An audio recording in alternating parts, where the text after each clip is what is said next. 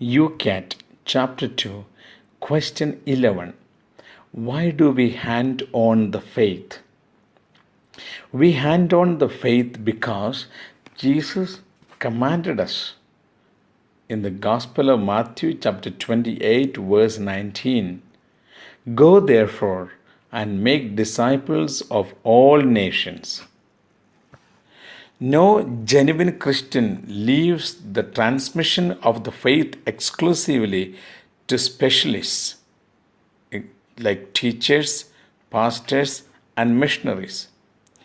We are Christ for others. This means that every genuine Christian would like God to come to other people too. He says to himself, The Lord needs me. I have been baptized and confirmed and am responsible for helping the people around me to learn about God and come to the knowledge of the truth. Mother Teresa of Calcutta used a good comparison. Often you can see power lines running alongside the street. Unless current is flowing through them, there is no light. The power line is you and I. The current is God. We have the power to allow the current to flow through us and thus to generate the light of the world, Jesus, or to refuse to be used and thus allow the darkness to spread. Question number 12. How can we tell about what belongs to the true faith? We find the true faith in the sacred scripture and in the living tradition of the church. The New Testament developed out of the faith of the church. Scripture and tradition belong together. Handing on the faith does not occur primarily through documents. In the early church, it was said that sacred scripture was written on the heart of the church rather than on parchments. The disciples and the apostles experienced their new life above all through a living fellowship with Jesus. The early church invited people into this fellowship, which continued in a different way after the resurrection.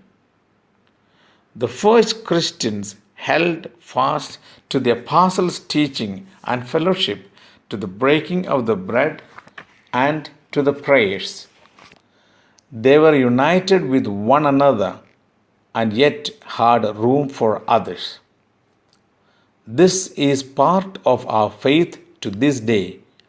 Christians invite other individuals to come to know a fellowship with God that has been preserved unaltered since the times of the apostles in the Catholic Church.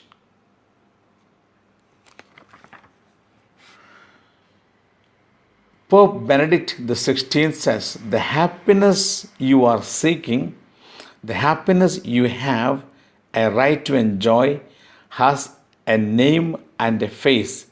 It is Jesus of Nazareth.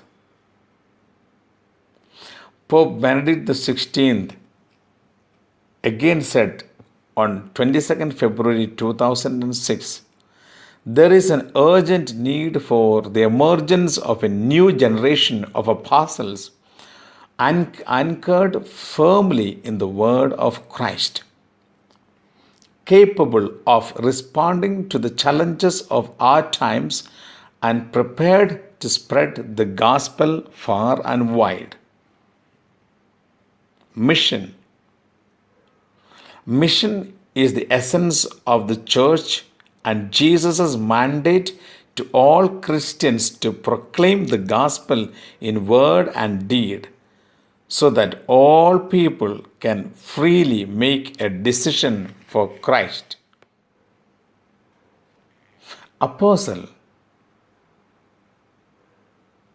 In the New Testament, initially, The term for the 12 men who were called by Jesus to be his closest collaborators and witnesses is apostle.